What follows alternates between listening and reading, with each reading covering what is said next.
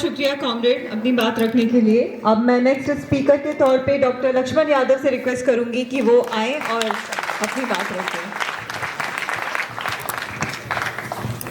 शुक्रिया JNU-SU। और आज JNU-SU का शायद 7वां दिन 6वां दिन है।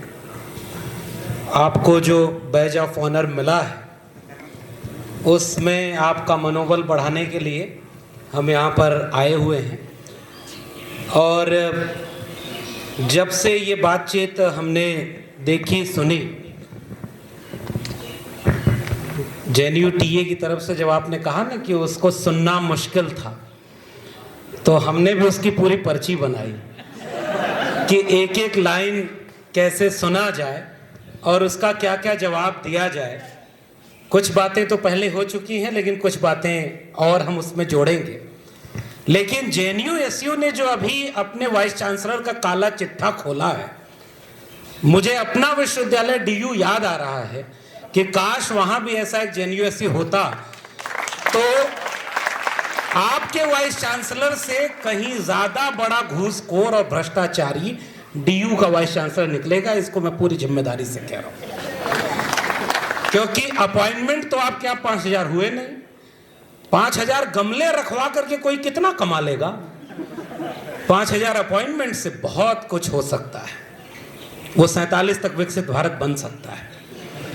शायद इसीलिए JNU चुभता है, क्योंकि JNU में चाहे वो शिक्षक संघ हो या छात्र संघ, वो अब भी विश्वविद्यालय का मतलब क्या है इस मतलब को बचाए हुए है और उसके लिए लड़ रहा है। इसी पर आपके ऊपर हमला हो रहा है कि आप लड़ न पाए। विश्वविद्यालय इसके लिए नहीं होते कि जो वाइस चांसलर आ गए और उन्होंने जिसकी कृपा से वाइस चांसलरी पाई, वो जो फरमान निकाले वही सच है। JNU ने इस देश को समझाया और अभी संदीप भाई ने वो इतिहास बताया और हम सब जानते हैं कि जब जब लोकतंत्र पर, संविधान पर या अभिव्यक्ति की आजादी पर हमला हुआ तो विश्वविद्यालयों ने देश को बताया कि सवाल करना जरूरी है, प्रतिरोध जरूरी है। और उसमें जब बाकी विश्वविद्यालय हार रहे थे, मैं जैसे इलाहाबाद विश्वविद्यालय से निकल के आया हूं, एक जमाने में उसका भी इतिहास है कि ऐसे ही तानाशाह जब दिल्ली की सरकार पर बैठे थे तो इलाहाबाद विश्वविद्यालय के छात्र संघ ने उनको काला झंडा दिखाया और कैंपस में घुसने नहीं दिया था। और वो JNU के साथ भी वो हिस्सा जुड़ा हुआ है। लेकिन अब वो विश्वविद्यालय बहुत बर्बाद हो चुके हैं और इसलिए JNU को एक नजीर की तरह होना था और उसको नजीर न बन सके कि विश्वविद्यालय कैसे हो सकते हैं, इसलिए आपके ऊपर कई तरफ से हमले बढ़ा दिए गए। और मेरा मानना है, शुरुआत में ही ये बात मैं अपनी चिंता जाहिर कर रहा हूं कि अगर इस बार इस तरह के हमलों को आप रोक नहीं पाए तो फिर अगली बार तो इसी तरह से विद्यार्थी और शिक्षक को आपके पैरेलल आपके विरोध में खड़ा कर दिया जाएगा। और अभी भी विरोध में वो होंगे, लेकिन अभी वो चुप होंगे। इसलिए बड़ी लड़ाई लड़ने की जरूरत है और उस बड़ी लड़ाई में हम आपके साथ खड़े हैं। भले ही हम अभी भी DU से बाहर हैं, लड़ने वाले लोगों को यही उनके साथ तमगा जो मिलता है वो तमगा लेकर के खड़े हैं। लेकिन अभी जो मैं पॉडकास्ट पर बात करूंगा, जो आपके वाइस चांसलर का अद्भुत पॉडकास्ट है, उसे देखते हुए मुझे एक पॉडकास्ट याद आया, पता नहीं आपकी नजरों से गुजरा है कि नहीं। उसमें एक मोहतरमा है, वो एक साधु भेषधारी मैं कह रहा हूं, उस व्यक्ति का इंटरव्यू पॉडकास्ट में ले रही हैं। तो उस इंटरव्यू में वो बोलता है कि सूरज के पीछे भी एक धरती है और मैं 3-4 बार वहां जा चुका हूं। तो उस पॉडकास्ट में महिला ने पूछा कि वहां किसकी पूजा करते हैं लोग? तो उसने कहा कि चूंकि बहुत लंबा सफर था, जाने में बीच में कई जगह एलियन मिले, वहां मैं बहुत देर तक नहीं रह पाया कि उनके कल्चर को समझ पाऊं। अगली बार जाऊंगा तो पता लगा कि आऊंगा कि वहां किसकी पूजा करते हैं। उससे बेहतर पॉडकास्ट तो ये कतई नहीं है, इस बात को मैं पहले ही स्पष्ट कर देना चाहता हूं। उसमें तो फिर भी एक चीज मिल गई है, नासा हो सकता है इस बात को खोजेगा लेकिन मुझे पूरा यकीन है कि सूरज के पीछे जो दूसरी धरती है वहां भी संस्कृत ही बोली जाती होगी। मेरे ही कॉलेज में एक विद्वान आया था, उसने कहा कि नासा संस्कृत पर शोध कर रहा है क्योंकि अंतरिक्ष में यही चलती है। पता नहीं जेएनयू वाले उस शोध तक पहुंचे कि नहीं पहुंचे। उन्होंने पॉडकास्ट जो शुरू किया तो सबसे शुरुआत में उनकी चिंता क्या थी? टैक्स पेयर के पैसे से सस्ती शिक्षा मिलती है, सुना होगा आपने।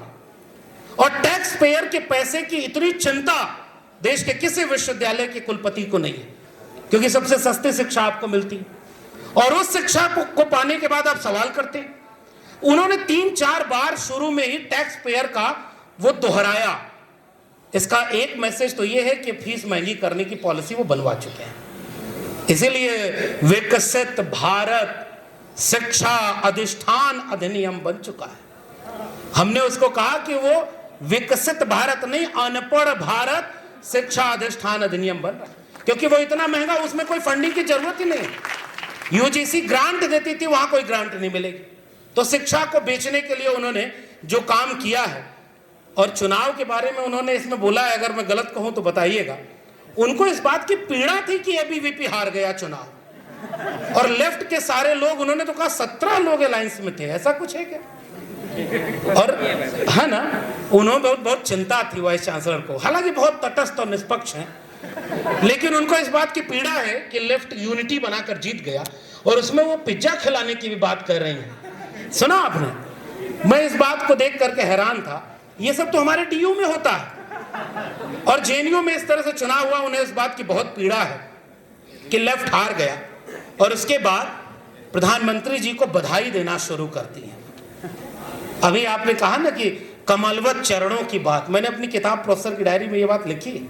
पहले एक समय हमारे दिल्ली विश्वविद्यालय में एक वाइस चांसलर हुआ करते थे, तो एक बार वो लॉन में टहल रहे थे, तो कुछ विद्यार्थी गए, जो हम लोग की तरफ एक सामंती सोच में बताया जाता है कि संस्कार यही होता है कि आप पैर छुओ।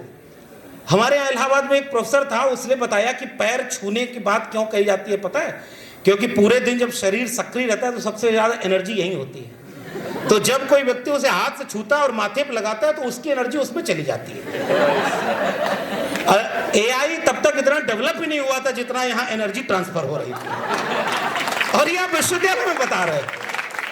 मुझे याद आता है, दिल्ली विश्वविद्यालय के कुलपति की याद आती है कि जब उनका पैर छुआ किसी विद्यार्थी ने दौड़ करके, तो उन्होंने उससे रोक कर पूछा कि क्यों पैर छुआ? तो कहे आप गुरु हैं, ज्ञान प्राप्त करने के लिए। तो उन्होंने कहा कि लाइब्रेरी देखो वहां है, सारा ज्ञान यहाँ है, यहाँ केवल धूल लगी है जिससे तुम भी गंदे हो जाओगे। हमने उस विश्वविद्यालय के इतिहास को भी सुना कि जब दिल्ली विश्वविद्यालय शिक्षक संघ आंदोलन करता था, तो एक वाइस चांसलर ऐसे थे कि जब वाइस चांसलर वाला काम खत्म हुआ तो आके दरी पर बैठे, तो शिक्षकों ने कहा कि हम आपके खिलाफ आंदोलन कर रहे हैं और आप हमारे साथ आंदोलन में बैठ गए। तो कहे आप हमारे खिलाफ नहीं कर रहे, क्योंकि मैं भी तो एक शिक्षक हूं, उस कुर्सी के खिलाफ कर रहे हो जिससे आपकी असहमति। तब के वाइस चांसलर को इस बात का फर्क पता था कि उस पद पर हो सकता है कोई दिक्कत हो, लेकिन वो शिक्षकों के साथ खड़ा था। आज वाइस चांसलर को इस बात की पीड़ा है कि दिल्ली, ये आपके जेएनयू में उन्होंने जो अपॉइंटमेंट किए हैं, अभी ठीक कहा जेएनयू प्रेसिडेंट ने कि उन्होंने ऐसे अपॉइंटमेंट किए हैं जिनकी क्लास लेने के लिए अटेंडेंस कंपलसरी करना पड़ता है। और हमने अपनी किताब में भी एक अपॉइंटमेंट का चर्चा किया है। पॉलिटिकल साइंस के इंटरव्यू में जब इंटरव्यू बोर्ड ने पूछा कि बताओ मार्क्स और लेनिन में क्या अंतर है, तो सामने जवाब है वही 19-20 का। तो वो जब पढ़ाने जाएगा तो क्या करेगा? और तब मैं निकाला नहीं गया था अपने कॉलेज से, हमारे प्रिंसिपल को जाकर के एक प्रोफेसर ने बोला, उन्होंने कहा कि क्लास क्यों नहीं लेते? तो कहे कि पैसा दे करके नौकरी पाए हैं, क्लास भी लेंगे क्या? अगर मैं गलत कह रहा हूं तो मेरे ऊपर भी तो मुकदमा करो, ताकि जांच तो हो।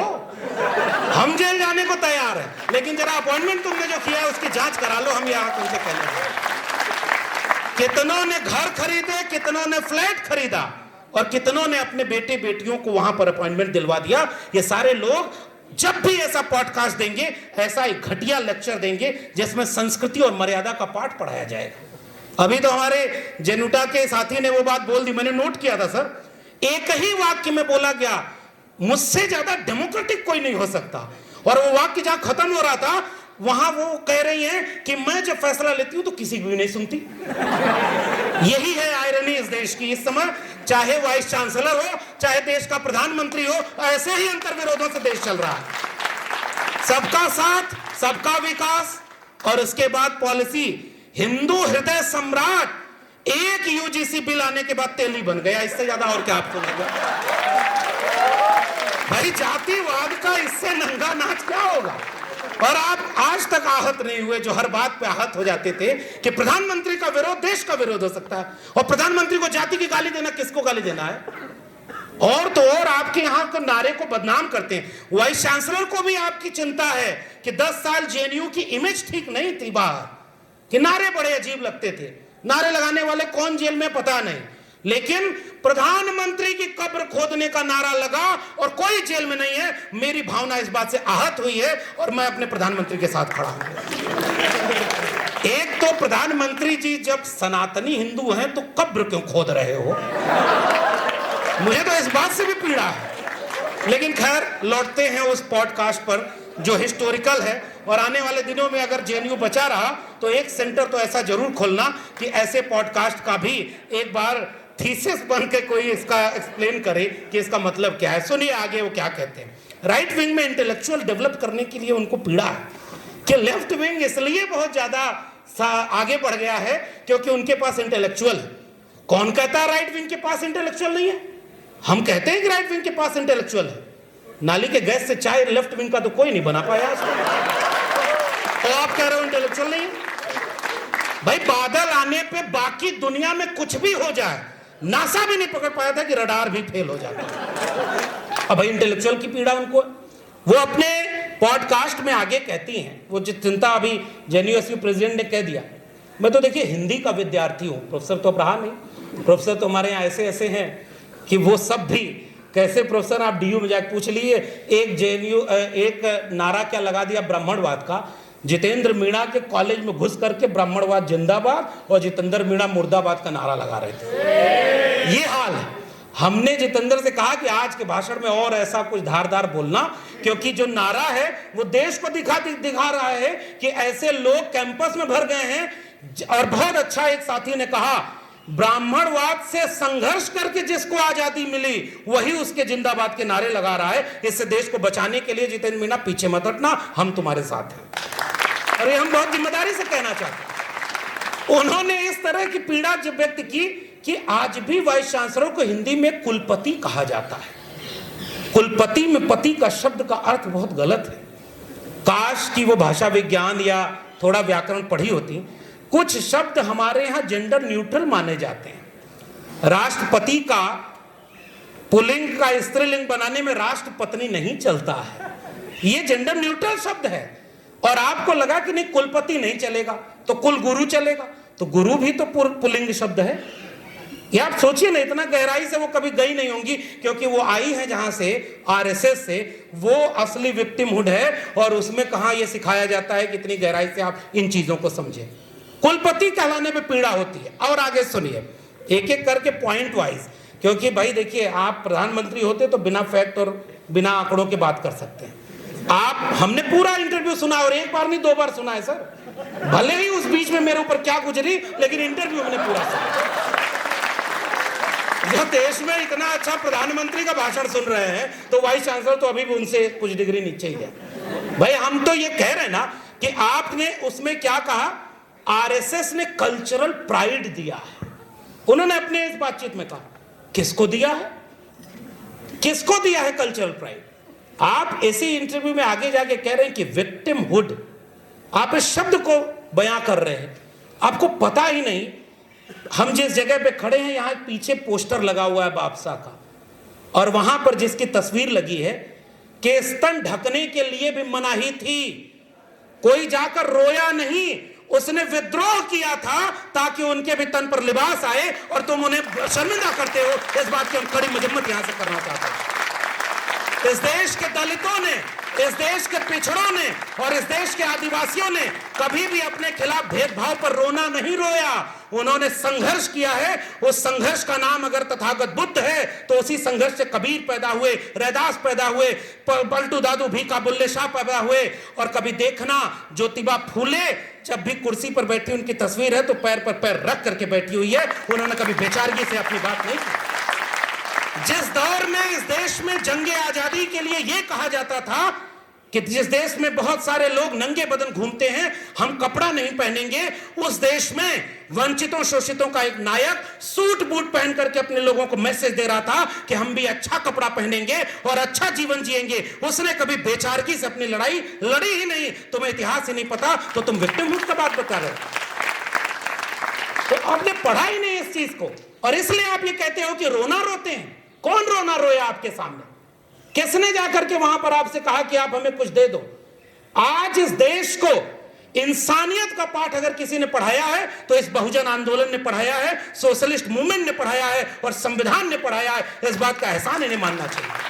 अगर यह सामाजिक न्याय की लड़ाई नहीं लड़ी होती तो यह ब्राह्मणवाद जिंदाबाद का नारा जो आज अभी टेस्ट के रूप में लग रहा है, वो कुछ दिन पहले गांव गांव में लगा करता था। उससे तो आपके इस देश को बराबरी का देश बनाया है, और इसलिए आप उसको चप्पल पहनकर चलने नहीं देते थे, साइकिल पर बैठकर जाने नहीं देते थे, तालाब में पानी जानवर पी सकता था उसके लिए महाड़ आंदोलन किया। और तुम्हारे फैक्ट्री से जो प्रोडक्ट निकलता है वो यूट्यूबर बनकर के भीड़ में घुस करके कहता है आपको भी पानी नहीं मिला, आपको भी पानी नहीं मिला तो जिंदा कैसे हो। ये है तुम्हारा प्रोडक्ट, जिसे पता ही नहीं। वो खुद महिला है तो कल कोई महिलाओं के लिए जो जितने कानून बने हैं वो सारे लोग कहने लगे आप कैसे शोषित पीड़ित नहीं हुई। ये तो अपमान करना हुआ। और इस फैक्ट्री ने यही प्रोडक्ट पैदा किए, और इसलिए वो विक्टिमहुड की बात कर रहे हैं कि रोना रोया। ब्लैक्स की बात करते हो, ब्लैक्स ने भी रोना रोया क्या? अमेरिका के इतिहास भी नहीं पता, और गुलामगिरी ज्योतिबा फूले की पढ़नी चाहिए। उन्होंने भी उसमें ब्लैक्स को याद किया, और उससे ज्यादा समर्पित किसने किया? व्हाइट्स को। कि जब ब्लैक्स वहां आंदोलन कर रहे थे तो वहां के व्हाइट्स ये नहीं कह रहे थे कि हम तो थोड़ा ही शोषण कर रहे हैं, हमारे खिलाफ क्यों आप नारा लगा रहे, आप ब्राह्मणवाद क्यों कह रहे हैं। अभी मैंने कुछ दिन पहले ये कोविड आया था, आप गूगल करके देखिएगा, घुटना दबा करके जिस ब्लैक को एक पुलिस वाले ने मारा था, पूरे अमेरिका में आंदोलन हुआ। और उस समय की गूगल की तस्वीर आपके सामने होगी। घुटने पर बैठ करके व्हाइट्स ने अपने पुरखों की गलती की माफी मांगी थी। इस देश के ब्राह्मणवादियों ने आज तक ऐसी कोई गलती नहीं मानी, इसलिए इस देश में जातिवाद खत्म नहीं हुआ।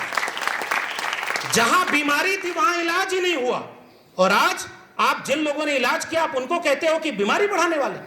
आज भी डॉक्टर अंबेडकर को इन्होंने कबूल नहीं किया, और इसी इंटरव्यू में उनको सावरकर की याद आती है। हालांकि बहुत इंटेलेक्चुअल ढंग से वो देना चाह रही थी। वो सावरकर और आरएसएस में भी अंतर बता रहे थे। अगर आपने सुना होगा तो देखा होगा कि वो नॉनवेज खाते थे कि नहीं पता नहीं, मैं इस पर कोई टिप्पणी नहीं करूंगा, भावना हाथ हो जाए तो। क्या खाते थे? अच्छा, मैं नहीं जानता, ये आप लोग बोल रहे हैं। उन्होंने कहा कि वो शाखा नहीं गए, और ये वाइस चांसलर को पता ही नहीं।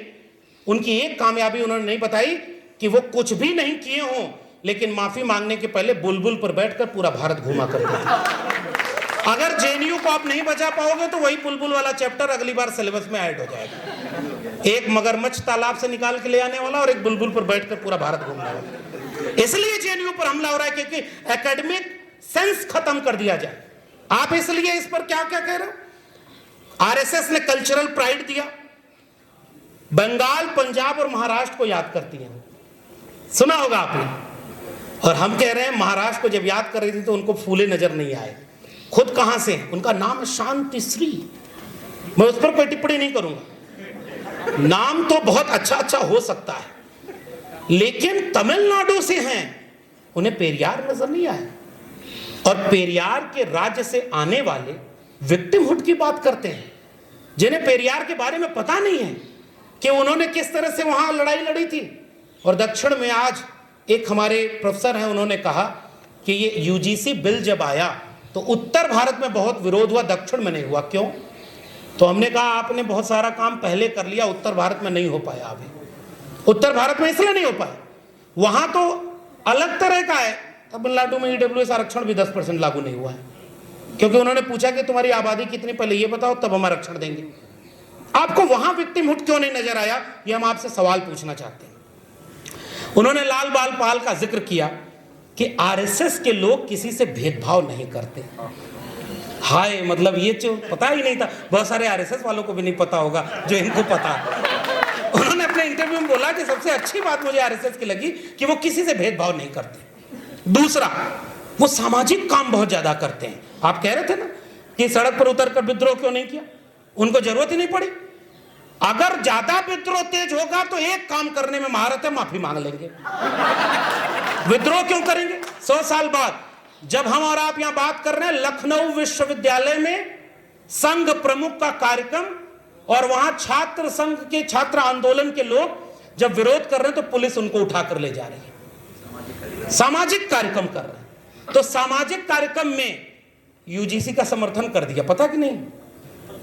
अच्छा, ये मेरे समझ नहीं आता कि देश चला कौन रहा है।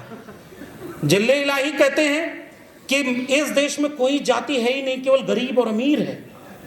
और आरएसएस प्रमुख कहते हैं 2000 साल तक हमारे लोगों ने जिनका शोषण किया उनको 200 साल तक आरक्षण तो देना पड़ेगा।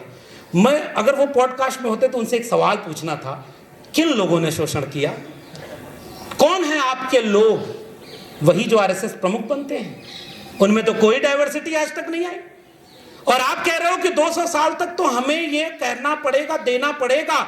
हम ये जानना चाहते हैं कि तुम देने वाले कौन हो? तुम तो छीनने वाले हो, इसलिए हम तुम्हारे एहसान पर बात करने ही नहीं आए। और उन्होंने कहा कि आरक्षण देना पड़ेगा, देने वाले नहीं।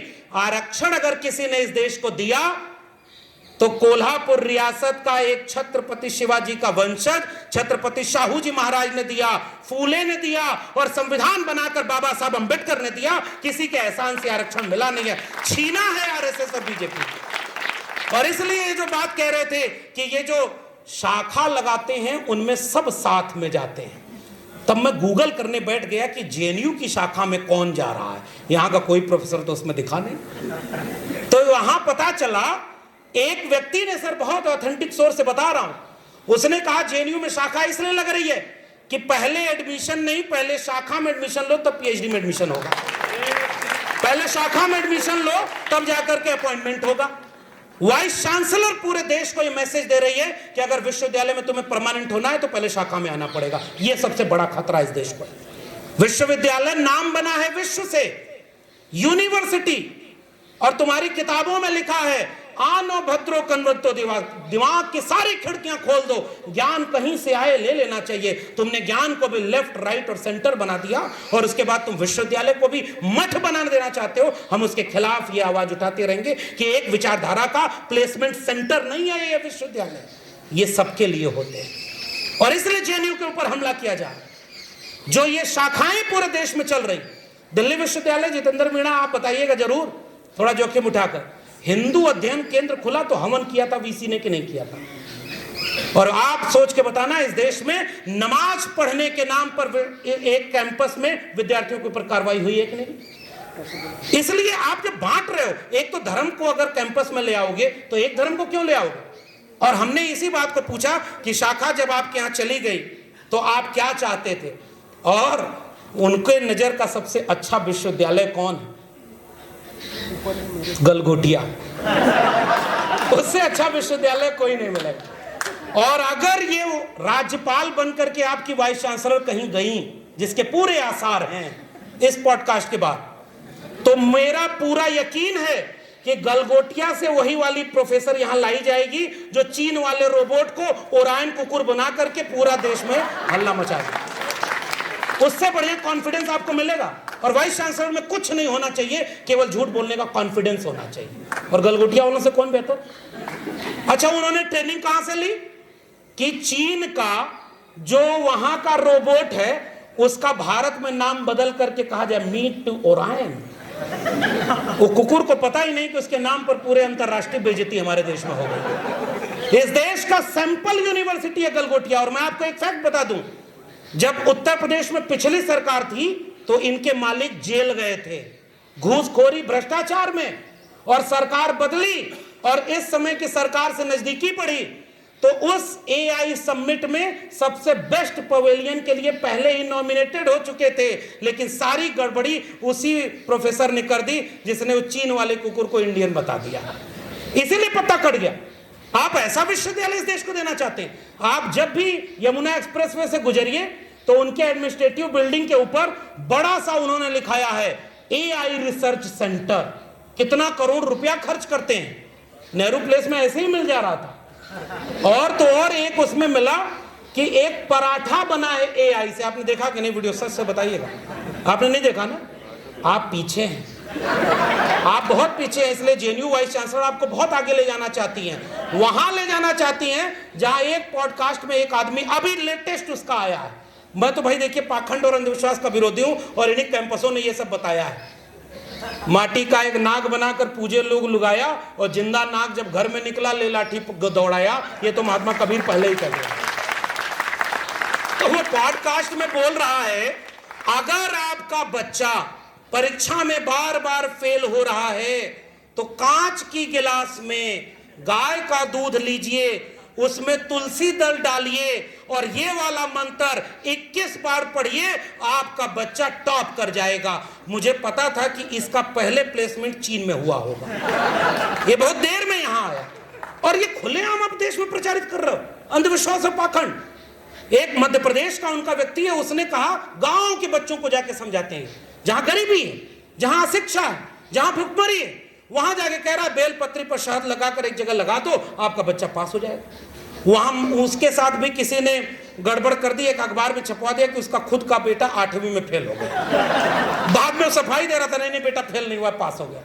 ये अपने बेटा बेटी को विदेश पढ़ाते हैं और आपके लिए जो डीयू और जेएनयू बचा था उसको बर्बाद कर रहे हैं और गलगोटिया यूनिवर्सिटी पूरे देश में बनाना चाहते हैं। इसलिए आपकी लड़ाई बहुत बड़ी लड़ाई है, इस देश में शिक्षा, कलम और किताब को बचाने की लड़ाई है। इसलिए बड़ी लड़ाई के लिए हम सबको तैयार होना। मैं आखिर में कुछ बातें और जोड़ दूं। जब वो यूजीसी का जिक्र कर रही थी और वो कह रही है कि बहुत सीक्रेटली ये काम हुआ, देखा आपने सर, आपने पूरा उसका एआई से पूरा लिख के रखे हैं सर, अभी बड़ा उसका काम आने वाला है। और मैं तो कह रहा हूं उसको छपवा कर बंटवाइए। गुपचुप काम हुआ है यूजीसी का, क्योंकि उनको पीड़ा है कि यूजीसी ने जो बिल बनाया उस पर जेएनयू के वाइस चांसलर को बुलाकर राय क्यों नहीं ली। तो जो वो इंटरव्यू ले रही थी उनसे उन्होंने पूछा, अभी लोग डोबियाल साहब ने कहा कि किससे राय ली, हमसे तो ली नहीं। तो राय उन्होंने एक तो कंपनी से ली होगी, लेकिन संदीप भाई ने आधी बात कही, दूसरी राय आरएसएस से ली होगी, जहां से राय लेनी है। और इसलिए उन्होंने कहा कि सीक्रेटली काम किया गया, एक ग्रुप को ताकत दी गई है कि दूसरे ग्रुप का शोषण करे। अब मैं आपके डियर वाइस चांसलर से एक सवाल पूछना चाहता हूं, कौन सी ताकत दी गई? क्या यूजीसी की कमेटी में कोई भी पनिशमेंट देने का क्लॉज है क्या? आपने कह दिया सर, मैं उसे और आसान भाषा में, क्योंकि अंग्रेजी में इंटरव्यू देने वालों को हिंदी से बड़ा प्रेम है, इसलिए आपकी बात को मैं हिंदी में वहां तक पहुंचाना चाहता हूं। क्या समता समिति के पास कोई भी कार्रवाई करने का अधिकार दिया क्या? हम तो ये कहते हैं कि यूजीसी रेगुलेशन इस सरकार का सबसे घटिया रेगुलेशन है। इसने जानबूझ करके ऐसा नियम बनाया जिससे एक भी एससी एसटी ओबीसी का कोई भला नहीं होने वाला था, इसीलिए ताकि एक तबके से पहले विरोध करवाओ, गाली दिलवाओ। जाति वाली गाली देखिए फिर याद आ गया, प्रधानमंत्री को जाति के नाम पर गाली दिलवाई, प्राइम टाइम डिबेट हुई और सुप्रीम कोर्ट के चीफ जस्टिस ऑफ इंडिया ने 75 साल पीछे जाने का उनको याद आ गया। ये रिश्ता क्या कहलाता है? वाइस चांसलर को भी ब्लैक्स और व्हाइट याद आ रहे हैं, चीफ जस्टिस ऑफ इंडिया को भी वही याद आ रहे थे कि जैसे हम वहां तो नहीं जा रहे कि ब्लैक्स के लिए अलग स्कूल, व्हाइट्स के लिए अलग स्कूल। अरे उनको ये पता नहीं कि ये देश ऐसे ही पिछड़ों, दलितों, आदिवासियों के लिए बंटा था। ये तो शुक्रिया अदा करो बाबा साहब के संविधान का कि उन्होंने सबके लिए दरवाजा खोल दिया। इसी से आपकी वर्ण व्यवस्था ध्वस्त होती है और इसीलिए आपको मनुवाद की याद आती है। और इसीलिए उन्होंने कहा, चीफ जस्टिस ऑफ इंडिया कह रहा है कि हम कहां भेदभाव बढ़ाने वाले नियम बना रहे हैं। और याद रखिएगा, मैं आखिर में एक बहुत गंभीर बात जो मैं देख पा रहा हूं और आपसे बेहतर बौद्धिक समुदाय का ही नहीं होगा इस खतरे को समझने के लिए।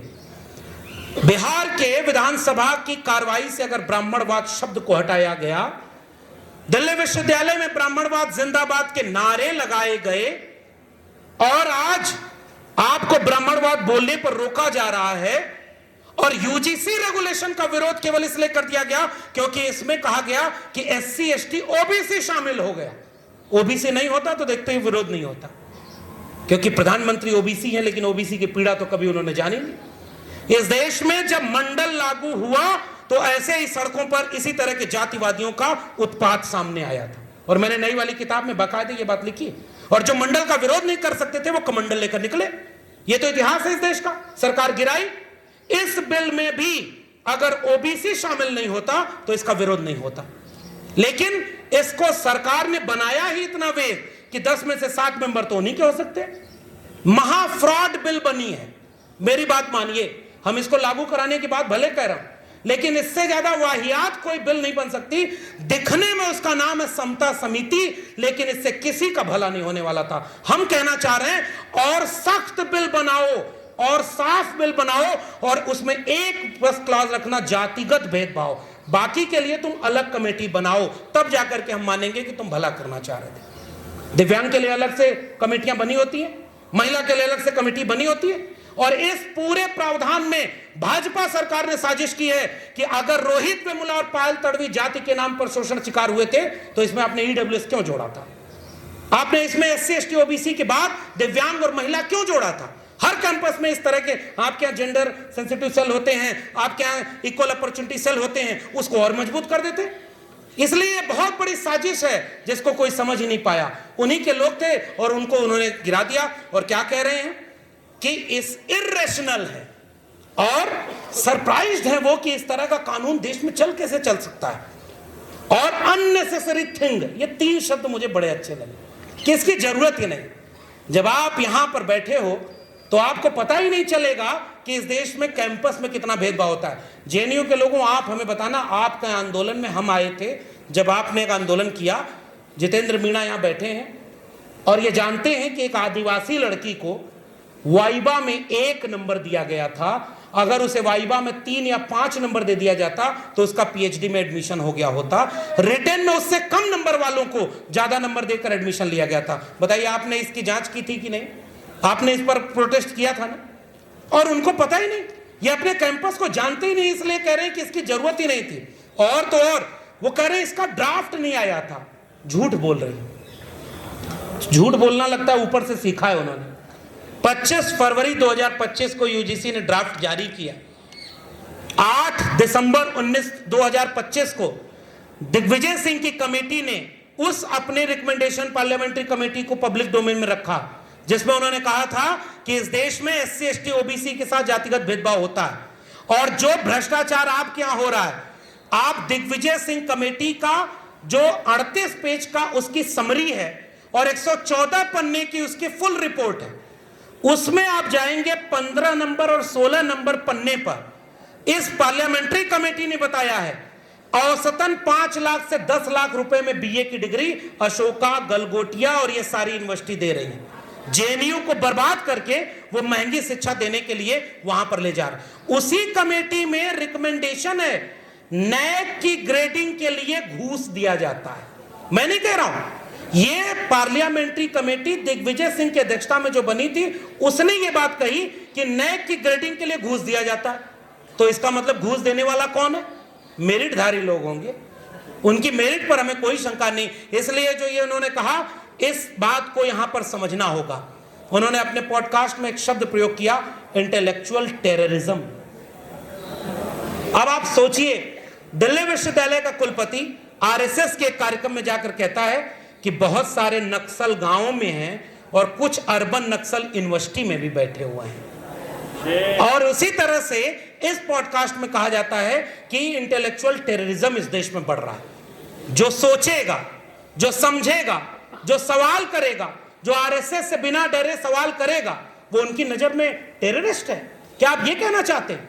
और इसलिए आप इसका विरोध करना चाह रहे हैं। उन्होंने क्या कहा कि यह, आप सोचिए, ड्रग शब्द का इस्तेमाल किया कि दलित लोग विक्टिमहुड के लिए, कि ऐसा लग रहा है एक नशे की तरह इसका इस्तेमाल किया जा रहा है। ऐसे वाइस चांसलर को अगर देश के प्रधानमंत्री संविधान की शपथ लिए हैं और उन्होंने अपने भाषण में कहा कि मुझे मार लो लेकिन मेरे दलित भाइयों पर कोई अत्याचार मत करो, मेरे जीते जी कोई दलित भाइयों का अन्याय नहीं कर सकता, उनको पहला काम करना चाहिए कि यह बयान देने वाले जेएनयू के वाइस चांसलर को तुरंत रिजाइन दिलवाना चाहिए जो दलितों और पिछड़ों का अपमान करने की बात करता है। इसमें कोई माफी मांगने की कोई जरूरत नहीं, क्योंकि माफी वो भी मांग सकती हैं कि गलती हो गई, लेकिन हम नहीं चाहते। यह अपमान है उस पूरे इस देश के हजारों साल के संघर्ष का अपमान है। इस देश में जिस समाजवादी और सामाजिक न्याय के आंदोलन में स्वाभिमान आंदोलन और आत्मसम्मान आंदोलन चला था,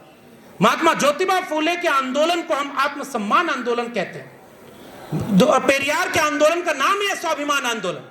तो डिग्निटी का जिसका आंदोलन चला हो, आप उसे विक्टिमहुड की बात करके, यह है इंटेलेक्चुअल आपके सामने सबसे बड़ा खतरा जो मैं देख पा रहा हूं, और इसीलिए मैं आपसे कह के जा रहा हूं। यह कह रही हैं कि इस यूजीसी के बिल से कुछ लोग परमानेंटली विक्टिम हो गए और कुछ लोग परमानेंटली एविल हो गए। कहां लिखा है इसमें? हेड ऑफ इंस्टीट्यूट इस कमेटी का चेयरमैन होगा, और देश के 45 केंद्रीय विश्वविद्यालयों में 43-44 तो SC ST OBC vice chancellor नहीं है। दिल्ली विश्वविद्यालय में अभी जितेंद्र मीणा बोलेंगे, एक भी प्रिंसिपल दलित पिछड़ा आदिवासी हो तो बताइए, वो इस कमेटी का चेयरपर्सन होगा, वो क्या न्याय देगा SC ST OBC को? इसलिए मैं कह रहा हूं कि बिल ही फ्रॉड है, और इस बिल को नाम बहुत अच्छा दिया था क्योंकि इसका नाम समता समिति। हम बार बार ये कहना चाह रहे हैं कि समता समिति की जरूरत है, लेकिन ऐसे फ्रॉड समिति की जरूरत नहीं जिससे किसी को समता ही न मिल पाए, और आप नाहक इसका विरोध करवा रहे हैं। और उसके बाद उन्होंने गरीब ब्राह्मण का जिक्र किया, जहां मैं खत्म करना चाह रहा हूं। अपने पॉडकास्ट में उन्हें गरीब ब्राह्मण याद आ गया। हम लोग हिंदी में कहानी पढ़ा करते थे कि एक गांव में एक गरीब ब्राह्मण रहता था। मुझे एक कहानी ऐसी नहीं मिली कि एक गांव में एक गरीब दलित रहता था, एक गरीब पिछड़ा रहता था, क्योंकि उसको मान लिया है तुमने कि वो गरीब ही रहता है। आप ऐसा विश्वविद्यालय बनाना चाहते हो? हमने गांव में बचपन में सर एक चुटकुले के रूप में कहानी सुनी कि एक बार एक स्कूल में हेडमास्टर जब चेक करने आया, मैं आपके वाइस चांसलर की याद आ रही है उस हेडमास्टर से, कि बच्चों को जाके पूछा कि आपके बच्चों का इम्तिहान लूंगा, ये मिथकी चुटकुला है, और बच्चों को खड़ा करके पूछा कि बताओ शिव की धनुष किसने तोड़ी थी? तो एक सबसे शरारती लड़के के लिए दूसरा उसका दोस्त बोला, सर यही सबसे शरारती है, यही तोड़ा होगा। तो उसने कहा कि मतलब? तो उसने कहा नहीं सर, 2 दिन से मैं आया ही नहीं, मैं कैसे तोड़ूंगा? तब तक मास्टर जी आ गए।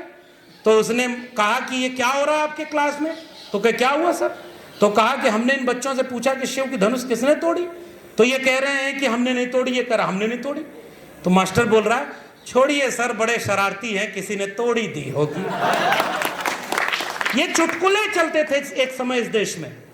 जब वो एक प्रिंसिपल के पास पहुंचते हैं तो प्रिंसिपल, आपके घूसखोर वाइस चांसलर वाली बात से मुझे याद आया, प्रिंसिपल के पास जाकर वो शिकायत करता है कि आपके कॉलेज में, स्कूल में क्या पढ़ाई हो रही है, यहाँ तो किसी को पता ही नहीं कि शिव की धनुष किसने तोड़ी।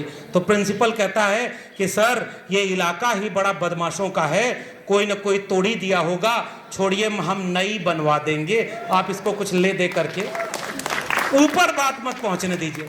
हमने चुटकुले एक समय सुने थे, आप इस देश के कैंपसों को वहां ले जाना चाहते, आप यहां पर तर्क विवेक और वैज्ञानिकता नहीं चाहते, इसलिए आप कैंपस में सोचने समझने वालों को या तो रस्टिकेट करना चाहते हैं, या नौकरी से निकालना चाहते हैं, या उनका प्रमोशन रोकते हैं, या उनके ऊपर कमेटी बिठाते हैं ताकि वो अपने को बचाने में लगे रहें और उन बड़े सवालों तक कोई लड़ाई न जा पाए, जिसमें फीस महंगी की जा रही है, जिसमें हेफा बनाया जा रहा है। और जवाहरलाल नेहरू विश्वविद्यालय, इस वाइस चांसलर को शर्म आनी चाहिए कि मीडिया आपका मजाक उड़ाता है कि जेएनयू को पैसे की किल्लत है, इसलिए अपनी कुछ जमीन वो लीज पर रखना चाहता है और जेएनयू पैसा वहां से लेना चाहता है। बताइए, यही विश्वविद्यालय आपके देश को चाहिए था?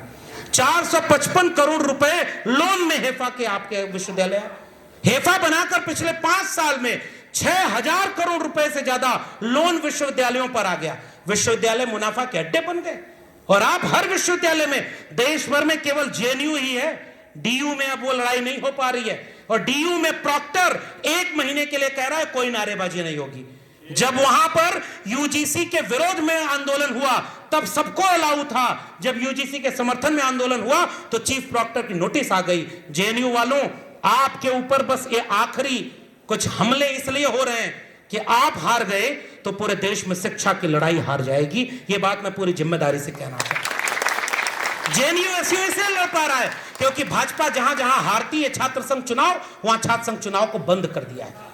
उत्तर प्रदेश में कोई छात्र संघ चुनाव नहीं होता, और जहां वो हारते हैं वहां चुनाव ही नहीं कराते, क्योंकि वहां अभी भी चुनाव ईवीएम से नहीं होता और एसआईआर उसमें हो नहीं पाता, इसलिए वो चुनाव हार जाते हैं। और आप किसी तरह लड़कर बचाए हुए हो। इसलिए मैं जाते जाते इस बात को कहना चाह रहा हूं कि आज इस देश में एक ऐसी जंग लड़ी जा रही है जिसको लड़ना हमारी जिम्मेदारी है, और हम इस जंग को तब तक लड़ना चाहते हैं जब तक कलम और किताब हर हाथ में पहुंचे।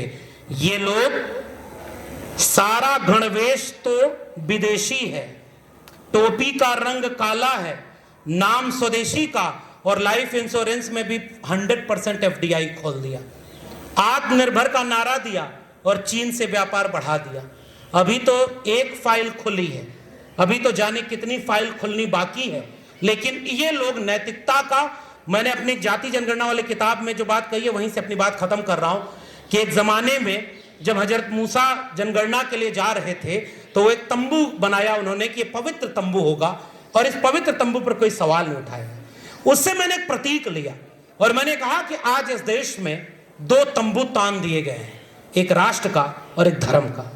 जब भी इस देश का कोई नागरिक अपने नागरिक हक के लिए सवाल करता है तो राष्ट्र का तंबू खतरे में आ जाता है, और जब भी इस देश के दलित पिछड़े अपने सामाजिक न्याय और संविधान की बात करते हैं तो धर्म खतरे में आ जाता है। इसलिए इन फर्जी तंबुओं को यह बात कहने की जरूरत है कि इस देश के दलितों, पिछड़ों, आदिवासियों ने, इस देश के कमेरा लोगों ने, इस देश के मेहनतकश लोगों ने, संविधान में यकीन रखने वालों ने इस देश में समानता की लड़ाई लड़ी, और समता और न्याय जब तक नहीं होगा ये लड़ाई हम जारी रखेंगे। और संविधान को बदलकर मनुस्मृति लागू करने वाले लोग आज हुकूमत में हैं तो अपने एक व्यक्ति को खुद ही वीर साबित कर रहे हैं।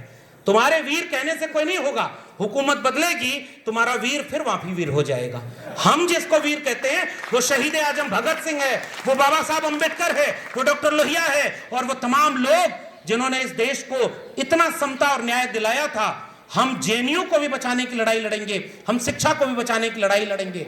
और ये बात कहते हुए कि क्या जुल्मतों के दौर में भी गीत गाए जाएंगे? हाँ, जुल्मतों के दौर के ही गीत गाए जाएंगे। जय भीम, जय मंडल, संविधान जिंदाबाद, उल गुलाम जिंदाबाद, इंकलाब जिंदाबाद।